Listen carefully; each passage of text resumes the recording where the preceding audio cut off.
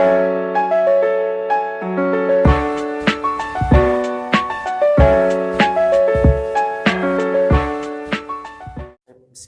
Assalamualaikum warahmatullahi wabarakatuh. Alhamdulillah, alhamdulillahilladzi arsala rasulahu bil huda wa dinil haqq liyudhhirahu 'alad dini kullih wa kafa billahi shahida. Asyhadu an la ilaha illallah wahdahu la syarikalah wa asyhadu anna Muhammadan 'abduhu wa rasuluh la nabiyya wa la rasula ba'da. Huwallazi arsala basyiran wa nadhiran baina yaday sa'ah wa man yuti'illaha wa rasulahu faqad rasyad wa man ya'sihima fa innahu la yadhurru illa nafsah. Allahumma salli wa sallim ala nabiyyina al-karim Muhammadin sallallahu alaihi wasallam wa ala alihi wa sahbihi wa man tabi'ahum bi ihsanin ila yaumiddin, amma ba'd. Faqala Allah ta'ala fil Qur'anil azim, ya ayyuhallazina amanu taqullaha haqqa tuqatih wa la tamutunna illa wa antum muslimun. Wa qala ya ayyuhan nasu taqu rabbakumul ladzi khalaqakum min nafsin wahidah wa khalaqa minha zawjaha wa batha minhuma rijalan katsiran wa nisaa'a wattaqullaha allazi tasaaluna bihi wal arham innallaha kana 'alaikum raqiba. Wa qala Rasulullah sallallahu alaihi wasallam fi hadithihi asy-syarif, ittaqillaha haitsuma kunta wa atbi'is sayyi'atal hasanata tamhuha wa khaliqin nasa bi khuluqin hasanin. Ikhwan fiddin, jamaah salat maghrib dan isya yang semoga Allah Subhanahu wa taala muliakan. Alhamdulillah, segala puji bagi Allah Rabb semesta alam. Kita memujinya dan tentunya selalu bersyukur atas nikmat-nikmatnya. Di antara nikmat Allah Subhanahu wa taala kepada kita adalah Allah jadikan kita sebagai manusia. Dari sekian banyak makhluknya, Allah pilih kita menjadi manusia. Dan ini merupakan keutamaan. Sebagaimana Allah Subhanahu wa taala berfirman, "Walaqad karramna bani Adam." Sungguh kami telah memuliakan anak Adam, manusia. Jadi menjadi manusia itu merupakan kenikmatan yang besar dari Allah. Ternyata bukan hanya sebagai manusia, bukan hanya Allah memberikan nikmat manusia kepada kita semuanya.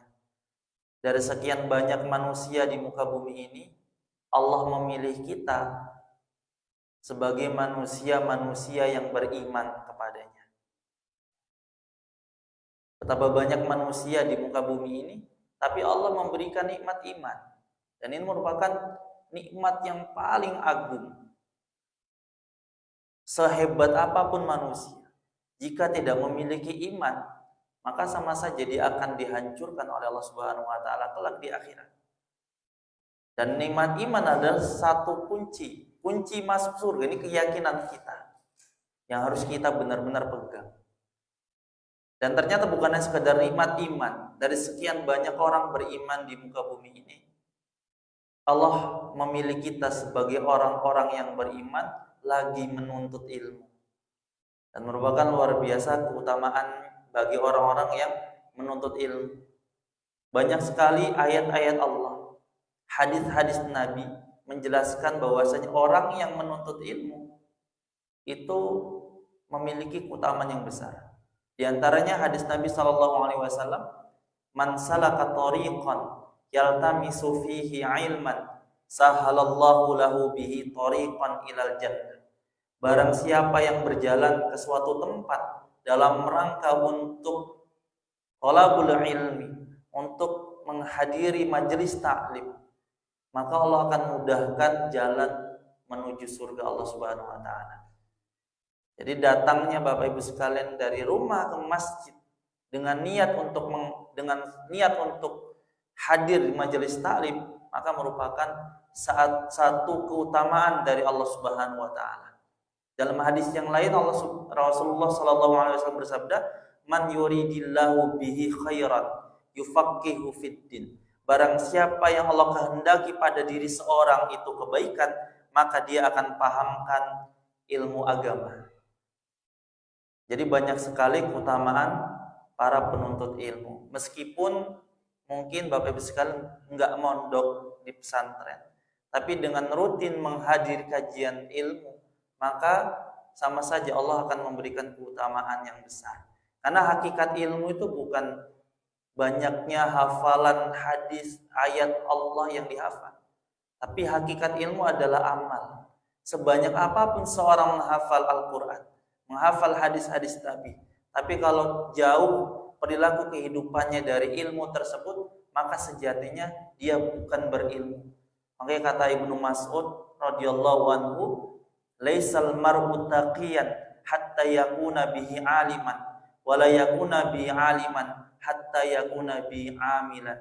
Seorang itu tidak dikatakan bertakwa sampai ia berilmu. Seorang itu tidak dikatakan berilmu sampai ia mengamalkan ilmunya. Meskipun sedikit yang kita paham dari ilmu agama, namun ketika kita langsung praktikkan, langsung kita amalkan, maka sejatinya kita telah berilmu. Itulah hakikat ilmu. Dalam bahasa yang lain para ulama menjelaskan al-ilmu wa khasyatullah. Ilmu adalah takutnya kepada Allah. Maka semakin seorang takut kepada Allah, maka dia semakin berilmu. Ikhwanu fiddin azanillahu wa iyyakum jami'an. Kemudian salawat dan salam semoga tetap tercurah kepada Nabi Muhammad sallallahu alaihi wasallam beserta sahabatnya, keluarganya, dan orang-orang yang senantiasa istiqomah mengikuti sunnah-sunnahnya. Bapak-bapak, ibu-ibu yang dimuliakan Allah Subhanahu wa taala. Allah Subhanahu wa taala berfirman dalam Quran surat Al-Baqarah ayat 214. A'udzu billahi minasyaitonir rajim. Bismillahirrahmanirrahim. Am hasibtum an tadkhulul jannah walamma ya'tikum mathalul ladzina khalau min qablikum massathumul ba'sa wad-dharra wa zulzilu hatta yaqula ar-rasulu wal ladzina amanu ma'ah mata nasrullah ala inna nasrallahi qarib. Allah Subhanahu wa taala berfirman yang artinya, apakah kalian mengira bahwa kalian akan masuk surga sedangkan belum datang kepada kalian ujian sebagaimana telah datang kepada orang-orang sebelum kalian? Mereka diberikan kesengsaraan dan malapetaka. Mereka diguncangkan dengan beragam cobaan dan ujian, sampai seorang Rasul bertanya dan orang-orang yang bersamanya, kapankah pertolongan Allah itu datang? Sesungguhnya pertolongan Allah itu dekat. Al-Baqarah 214. Akan fiddin azanillahu wa iyyakum jami'an. Ayat ini menegaskan, Allah memberikan pernyataan yang tegas dalam ayat ini, bahwa siapapun yang menginginkan surga, siapapun yang bercita-cita masuk surga, maka Allah akan uji ia di dunia ini. Maka Allah akan berikan cobaan siapapun dia. Ketika kita hidup di dunia ini, masih menginjakkan kaki di muka bumi Allah, maka Allah pasti akan uji untuk melihat hambanya apakah ia benar-benar layak masuk surga atau tidak. Maka ujian dan cobaan merupakan keniscayaan. Sebagaimana orang-orang dahulu, para nabi diberikan ujian yang bertubi-tubi. Satu contoh Nabi Ibrahim alaihissalam. Beliau dan keluarganya merupakan hamba Allah yang begitu banyak diberikan ujian dari Allah Subhanahu wa taala. Di antara ujian yang Allah berikan kepadanya adalah Allah berikan penantian yang cukup panjang, penantian buah hati. Puluhan tahun Nabi Ibrahim menanti buah hati. Dan meriwayatnya 82 tahun menanti buah hati. Namun bagaimana respon Nabi Ibrahim? Bagaimanakah sikap Nabi Ibrahim terhadap ujian Allah ini? Ia tidak pernah sedikit pun berburuk sangka kepada Allah. Ia terus berdoa, Rabbi habli minas salihin. Allah, ya Allah, berikanlah hambamu ini keturunan yang saleh. Ia selalu yakin kepada Allah Subhanahu wa Ta'ala.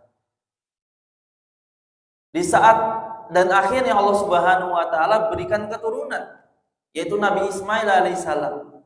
Dan betapa Nabi Ibrahim pada waktu itu sangat bersenang hati. Namun lagi-lagi Allah Subhanahu wa Ta'ala menguji nabinya. Allah perintahkan Nabi Ibrahim untuk meninggalkan anak dan istrinya di sebuah lembah yang tiada kehidupan. Lalu bagaimana respon Nabi Ibrahim? Ridho. Ia yakin bahwa Allah pasti memberikan kebaikan dari setiap perintahnya. Dari setiap ujiannya pasti Allah akan memberikan kebaikan. Maka sekali lagi Bapak Ibu sekalian, bahwa ujian dan cobaan merupakan keniscayaan hidup. Allah pasti uji kita. Selagi kita beriman kepadanya, pasti Allah akan uji.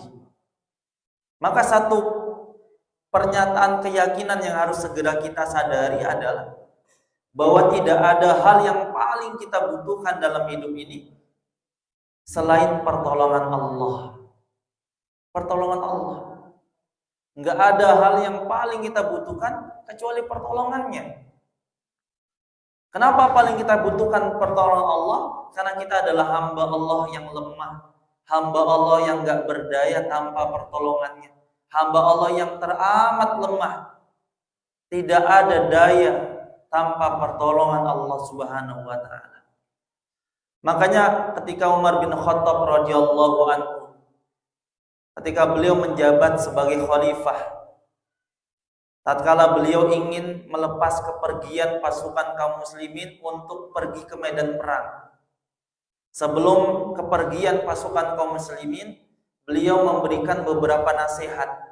Di antara nasihat beliau adalah, beliau mengatakan, wahai pasukan kaum muslimin, wahai pasukan mujahidin, sesungguhnya yang membuat kalian mampu menang di medan perang, mampu mengalahkan musuh-musuh kalian, bukan karena jumlah kalian yang banyak, bukan pula karena kekuatan dan kehebatan kalian, tapi yang bisa membuat kalian menang di medan perang adalah karena kalian taat kepada Allah dan Allah menolong kalian. Pertolongan Allah. Makanya jangan sampai kita bermentalitas, mewarisi mentalitas Qarun. Ketika ditanya tentang kekayaannya yang melimpah, ia mengatakan, innama utituhu ala ilmin indi. Sesungguhnya aku diberi semua ini adalah karena ilmu yang ada pada diriku, karena kerja kerasku. Lain halnya dengan Nabi Sulaiman alaihissalam. Ketika dihadapkan suatu kerajaan yang megah, kekayaan yang melimpah, ia mengatakan, hadza min fadli rabbi. Ini karunia dari Rabbku untuk mengujiku, liyabluwani aashkuru am akfur. Untuk mengujiku apakah aku bersyukur atau aku malah kufur. Ikhwan fiddin a'azanillahu wa iyyakum jami'an. Maka kita kembali ke nasihat Umar bin Khattab tadi.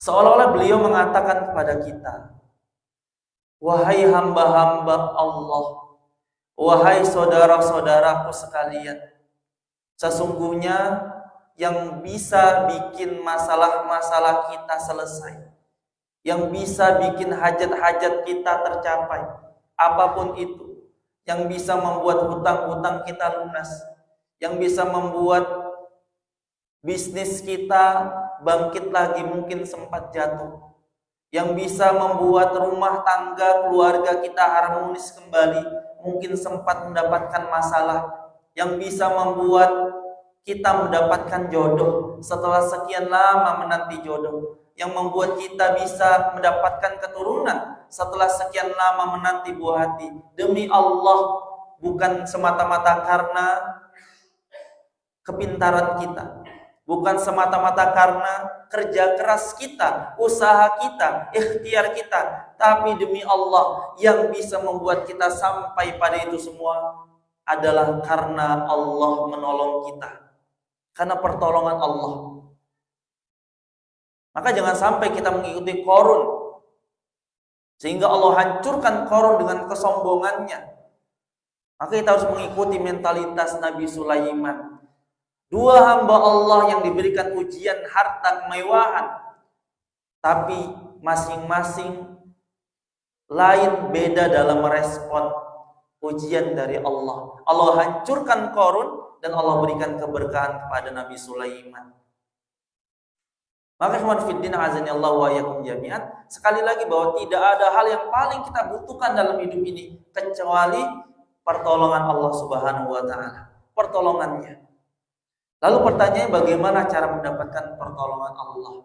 Bagaimana cara meraih keajaiban pertolongan Allah Subhanahu wa taala? Jika kita mengambil hikmah dari nabi-nabi terdahulu, Nabi Ibrahim, Nabi Sulaiman, Nabi Ayub dan lain sebagainya, mereka diberikan ujian yang bertubi-tubi. Jika kita ingin meresapi bagaimana mereka mampu meraih pertolongan Allah, maka kita akan mengambil satu kesimpulan bahwa untuk mendapatkan pertolongan Allah itu adalah tentang bagaimana kita merespon masalah, bagaimana kita merespon ujian dan cobaan dari Allah Subhanahu wa taala. Ketika kita baik dalam merespon ujiannya, baik merespon bersikap terhadap cobaan dari Allah Subhanahu wa taala, maka kita akan semakin dekat dengan pertolongannya. Semakin kita salah dalam merespon pertolongannya, merespon ujian dan cobaan darinya, maka kita akan semakin jauh dari pertolongannya. Lalu apa kuncinya? Apa respon untuk mendapatkan pertolongan Allah?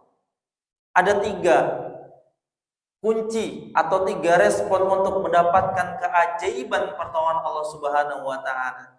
Respon yang pertama, untuk mendapatkan pertolongan Allah, kunci yang pertama untuk masuk ke zona pertolongan Allah adalah menerima atas segala takdir Allah Subhanahu wa taala pada kita. Atau bahasa Arabnya ridho atas segala ketetapan Allah. Maka kita nggak mungkin, Bapak Ibu sekalian, kita nggak mungkin masuk ke dalam zona pertolongan Allah sebelum melalui gerbang yang pertama ini, ridho, menerima atas segala ketetapan Allah. Maka hamba-hamba Allah yang senantiasa dekat dengan pertolongannya adalah hamba-hamba yang memiliki hati yang selalu ridho terhadap takdirnya, enak atau tidak enak, suka atau tidak suka, hatinya selalu ridho terhadap ketentuannya, hatinya selalu menerima segala ketetapannya. Kita lihat bagaimana Ibunda Hajar dihadapkan dengan ujian yang begitu berat, ditinggal oleh suaminya di sebuah lembah yang gersang, yang gak ada tanaman, yang gak ada buah-buahan, tidak ada kehidupan di dalamnya. Bagaimana respon Ibunda Hajar? Yang merespon dengan menerima. Ia mengatakan, idzan la yudayyi'un Allah. Allah tidak mungkin menelantarkan kami. Begitulah respon Ibunda Hajar. Yakin bahwa apapun yang ditetapkan oleh Allah Subhanahu wa taala pasti baik, pasti baik. Maka jika kita mendapatkan menghadapi masalah yang bertubi-tubi, ujian, cobaan, yakin bahwa ini ada yang terbaik bagi kita. Kita mungkin nggak bisa merubah kenyataan, tapi kita bisa merubah cara kita dalam melihat kenyataan. Dan orang yang beriman itu akan selalu melihat keindahan dalam setiap takdir kehidupan, meskipun tidak sesuai dengan apa yang diinginkan.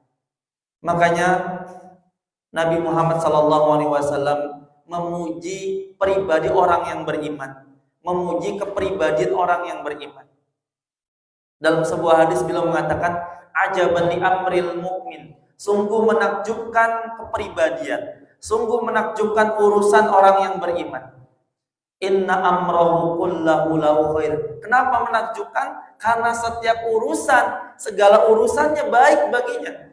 Walaysa dzaka li ahadin illa lil mu'min. Dan itu tidak dimiliki kecuali oleh orang yang beriman. Wa idza asabatu sarra, apabila ia mendapatkan kesenangan, syakara, dia bersyukur kepada Allah, fakana khairul lah, dan nikmat yang Allah berikan kepadanya menjadi kebaikan.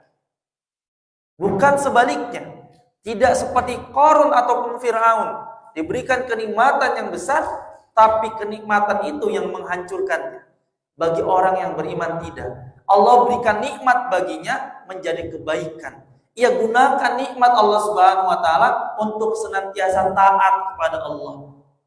Karena makna syukur adalah tasdidut ta'ah. Makna syukur adalah bertambahnya ketaatan. Semakin kita bertambah ketaatan kepada Allah, maka pada hakikatnya kita semakin bersyukur kepadanya. Semakin kita ingkar kepada Allah, bermaksiat kepadanya, maka kita semakin kufur terhadap nikmat-nikmat Allah Subhanahu wa taala. Kemudian wa idza asabatu dharra, orang beriman ketika mendapatkan ujian, cobaan, musibah, sabara, dia bersabar, fakana khairul lah, dan dia yakin bahwa ujian yang Allah berikan kepadanya merupakan kebaikan baginya. Ia tidak pernah mengeluh, apapun yang Allah tetapkan ia menerima. Ia tidak pernah mencaci takdir. Ia senantiasa berbaik sangka terhadap takdir Allah Subhanahu wa taala. Karena beriman kepada takdir Allah bukan hanya sekedar percaya bahwa segala apa yang ada di alam semesta ini dari Allah, bukan hanya sekedar percaya, tapi beriman kepada takdir Allah mengharuskan kita untuk selalu berhusnudzon, selalu berbaik sangka terhadap ketetapan Allah Subhanahu wa taala atas kita. Yakin bahwa Allah Maha baik, Allah tidak mungkin zalim terhadap hambanya.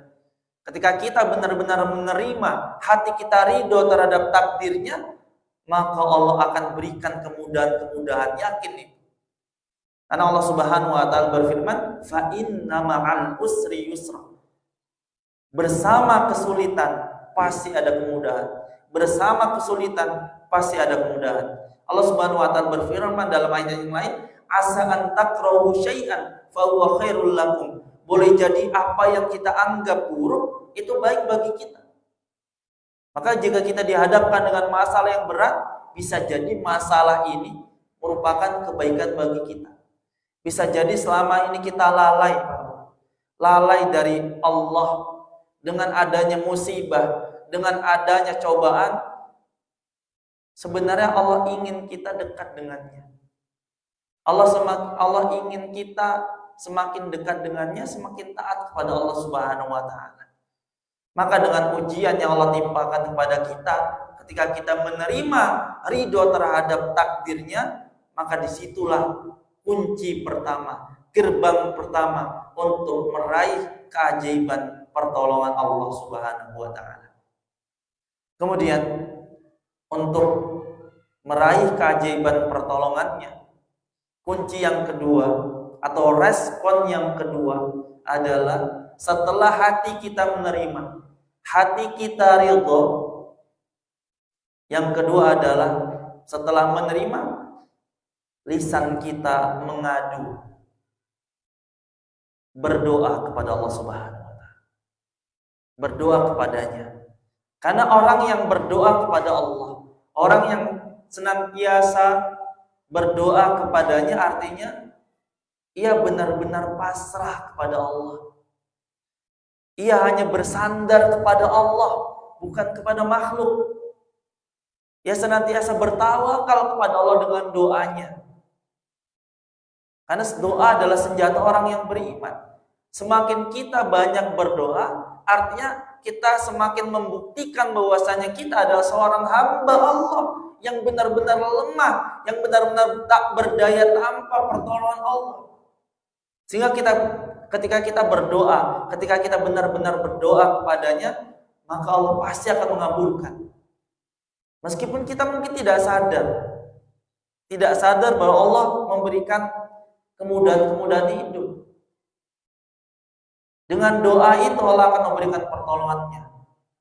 Sebagaimana Nabi Ibrahim alaihissalam ketika beliau meninggalkan istri dan anaknya di lembah yang gersang, yang saat ini kita kenal sebagai Makkah Al-Mukarramah, beliau berdoa kepada Allah Subhanahu wa taala. Di antara doa yang beliau sampaikan adalah agar keturunannya Nabi Ismail dan keturunannya menjadi orang-orang yang soleh, yang menegakkan sholat, dan agar orang-orang condong terhadap keturunannya, dan agar mendapatkan rezeki dari buah-buahan. Jadi Nabi Ibrahim alaihissalam bukannya sekedar menerima takdirnya, bukannya sekedar menaati perintah Allah, tapi yang ia lakukan adalah selalu berdoa kepadanya. Ada pelajaran yang bisa kita ambil dari doa Nabi Ibrahim alaihissalam. Beliau tidak langsung meminta rezeki dunia, tapi beliau yang pertama kali beliau minta adalah meminta agar anaknya, keturunannya untuk menegakkan sholat. Jadi yang diminta yang pertama kali adalah akhirat. Maka jangan sampai doa yang kita panjatkan kepada Allah semua itu tentang dunia. Dunia. Ketika kita berdoa, Rabbana atina fid dunya hasanah, ya Rabb kami berilah kebaikan di dunia, seringkali kita tafsirkan hasanah fid dunya ini adalah harta, kan? Harta. Sehingga orang yang hidupnya melarat di dunia, tidak sejahtera dari sisi materi dunia, orang akan menganggap bahwa dia tidak mendapatkan hasanah fid dunya. Padahal makna hasanah fid dunya para ulama menjelaskan ilmu dan amal soleh. Jadi kebahagiaan dunia itu bukan terletak pada harta. Meskipun ada satu statement yang mengatakan harta bukan segalanya. Dengan harta tidak membuat orang bahagia, apalagi tidak dengan harta. Kenapa ada statement seperti ini? Karena memang orientasinya dunia. Harta hanyalah wasilah. Harta hanyalah sarana untuk kita mendapatkan kebahagiaan yang kekal di akhirat, bukan menjadi tujuan hidup kita. Sehingga doa yang kita panjatkan harusnya bukan hanya tentang harta, bukan hanya minta dunia, tapi doa yang kita panjatkan adalah untuk akhirat. Makanya para ulama harus menganjurkan ketika kita berdoa adalah diawali dengan istighfar, beristighfar, menghinakan diri di hadapan Allah Subhanahu wa taala, mohon ampun kepada Allah Subhanahu wa taala. Karena bisa jadi masalah atau cobaan yang bertubi-tubi menimpa kita itu balasan dari apa yang kita lakukan. Sehingga di antara doa seseorang itu baik adalah ketika doanya itu membuatnya semakin dekat kepada Allah, semakin bertobat kepadanya. Semakin bertobat kepadanya. Maka tidak hanya meminta dunia, sebagaimana Nabi Ibrahim alaihissalam tidak hanya meminta yang dikhawatirkan terhadap Nabi Ibrahim terhadap anaknya bukan dunia, malah yang pertama kali adalah untuk menegakkan sholat, untuk akhirat, Jadi ikhwan fillah azani Allahu wa iyyakum jami'an, seberapapun masalah yang menimpa kita, ujian cobaan yang menimpa kita, maka harus kita sikapi dengan selalu berdoa kepada Allah, selalu mengadu kepada Allah Subhanahu wa taala. Ketika kita mengadu kepadanya, artinya kita menunjukkan bahwasannya kita adalah benar-benar seorang hamba, benar-benar menjadi hambanya yang pasrah terhadap Allah Subhanahu wa taala, yang tidak bersandar kecuali kepada Allah Subhanahu wa taala. Qanfiddin azanallahu wa iyyakum jami'an. Kunci yang ketiga atau respon yang ketiga untuk mendapatkan keajaiban pertolongan Allah Subhanahu wa taala adalah setelah hati kita menerima takdirnya, lisan kita mengadu berdoa kepadanya, maka yang harus kita lakukan adalah membuktikan dengan amal soleh kita, membuktikan dengan pengorbanan kita kepada Allah Subhanahu wa taala. Maka bukan hanya sekedar menerima, bukan hanya sekedar berdoa, tapi kita buktikan dengan ketaatan kita kepada Allah Subhanahu wa taala. Sebagaimana Nabi Ibrahim alaihissalam, ujian demi ujian, cobaan demi ujian yang menimpa. Setelah beliau diperintahkan untuk meninggalkan anak dan istrinya, ketika Nabi Ismail beranjak dewasa, Allah uji lagi Nabi Ibrahim alaihissalam. Allah uji apakah cintanya kepada anaknya itu melebihi cintanya kepada Rabb-nya. Allah perintahkan untuk menyembelih anaknya. Bagaimana respon Nabi Ibrahim? Ia menerima. Ia buktikan pengorbanannya kepada Allah Subhanahu wa taala. Ia yakin kepada Allah. Akhirnya ia mentaati apa yang Allah perintahkan. Ia berkorban meskipun itu mengorbankan anaknya. Maka ketika kita taat kepada Allah, ketika kita semakin dekat kepadanya, semakin bertakwa kepadanya, maka yakin bahwa Allah akan memudahkan urusan kita. Sebagaimana Allah Subhanahu wa taala berfirman, "Wa may yattaqillaha yaj'al lahu makhraja." Barang siapa yang bertakwa kepada Allah, maka Allah akan bukakan, Allah akan berikan jalan keluar dari segala problematika kehidupannya. Wa yarzuqhu min haitsu la yahtasib. Dan Allah akan berikan rezeki dari arah yang tidak disangka-sangka. Maka syaratnya takwa. Bagaimana bertakwa? Yang mengerjakan segala perintahnya dan meninggalkan segala larangan-larangannya. Semakin kita bertakwa kepadanya, semakin dekat kita dengan pertolongan-pertolongan Allah Subhanahu wa taala. Semakin kita tidak bertakwa kepadanya, semakin kita tidak taat kepadanya, maka kita akan semakin jauh dari pertolongannya. Lalu pertanyaannya, ada hamba Allah, ada manusia yang diberikan banyak kemudahan hidup, yang diberikan banyak kekayaan, yang diberikan kesejahteraan hidup yang luar biasa, tapi hidupnya tidak taat kepada Allah, hidupnya jauh dari Allah. Maka ketahuilah ikhwan fiddin, itu bukan nikmat sejatinya. Itu yang namanya istidraj. Allah berikan kenikmatan kepadanya, Allah bermaksud untuk menghancurkannya kelak di akhirat.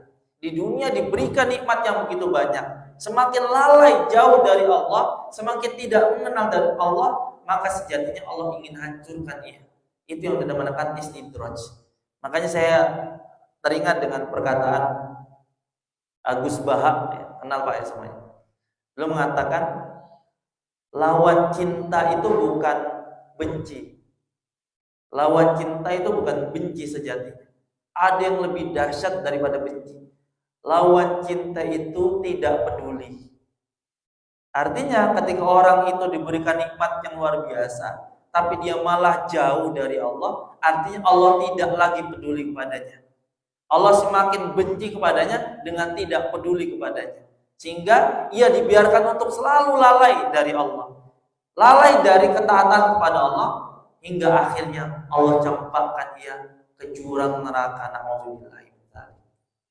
Maka yang ketiga, Bapak Ibu sekalian, harus senantiasa bertawakal kepada Allah Subhanahu wa taala dengan bertakwa kepadanya. Bertakwa, senantiasa bertaat kepadanya, membuktikan dengan ketaatan kita kepada Allah Subhanahu wa taala. Tentunya bukan sekedar ibadah kepadanya, ibadah kepada Allah, tapi juga beramal soleh, memperbaiki hubungan kita kepada sesama manusia. Nah, kata Nabi SAW, sebaik-baik kalian adalah yang paling bermanfaat bagi saudaranya.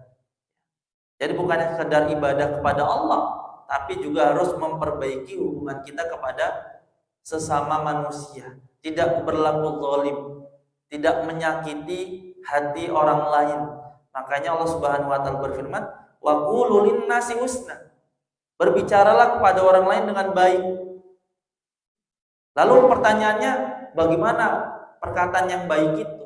Para ulama menjelaskan, perkataan yang baik itu harus memiliki dua unsur. Unsur yang pertama, isinya yang baik, perkataan yang baik. Kedua adalah cara menyampaikannya harus baik. Kalau kita menyampaikan orang lain maksudnya baik, tapi dengan cara yang tidak baik, mungkin kita menasihati orang lain, tapi nasihat itu kita sampaikan di depan umum, maka itu sejatinya bukan nasihat. Kata Imam Syafi'i, itu yang disebut dengan taubih, penghinaan. Ya. Jadi tidak cukup sekedar berkata yang baik, tapi juga cara menyampaikannya juga harus baik. Tidak cukup dengan isi perkataan kita yang baik, tapi cara menyampaikannya juga harus baik. Sehingga kita tidak berlaku zalim terhadap sesama. Makanya hablum minallah dan hablum minan nas. Hubungan baik kepada Allah Subhanahu wa taala dan hubungan baik kepada manusia agar kita tidak menjadi orang yang bangkrut di akhirat. Orang yang bangkrut di akhirat adalah orang yang membawa di padang mahsyar kelak di mana amal kita dihisab, ada orang yang bangkrut. Bukan orang yang bangkrut hartanya, tapi orang yang bangkrut sejatinya adalah ketika di hari pembalasan kelak, di hari di mana amal kita dihisab, ada orang yang membawa dengan segunung pahala. Segunung pahala, banyak pahalanya, ibadahnya banyak. Ya. Tapi ternyata ketika di dunia, lisannya sering menyakiti orang lain, sering memfitnah orang lain, sering menceritakan keburukan orang lain. Akhirnya orang yang dahulu dizoliminya satu persatu menuntut, dan akhirnya yang tadinya begitu banyak pahalanya, selangkah lagi ia akan masuk surga, satu persatu pahalanya habis diberikan kepada manusia yang dahulu dizoliminya. 1, 2, 3 habis semuanya, sehingga ternyata ada orang yang masih pernah dizoliminya. Akhirnya dosa orang tersebut diberikan kepadanya. Yang tadinya selangkah lagi akan masuk surga, akhirnya Allah campakkan ia ke dalam neraka jahanam. Kharfidin azan ya Allah wa ikum jami'an. Maka membuktikan dengan amal soleh bukannya sekedar ibadah kepada Allah, tapi juga berbuat baik kepada sesama. Insya Allah setelah hati kita ridho terhadap takdirnya, lisan kita selalu berdoa kepadanya, dan kita buktikan dengan amal soleh kita, ibadah kita kepada Allah, takwa kita kepada Allah, kemudian kita perbaiki hubungan baik kita kepada sesama, insya Allah pertolongan Allah, keajaiban pertolongan Allah akan semakin dekat kepada kita. Khonofidin azanillahu yakum jami'an. Demikian yang dapat kami sampaikan. Semoga dapat bermanfaat bagi kami pribadi khususnya dan para jamaah pada umumnya. Akhirul kalam, wallahu muwafiq ila aqwamit thariq. Assalamualaikum warahmatullahi wabarakatuh.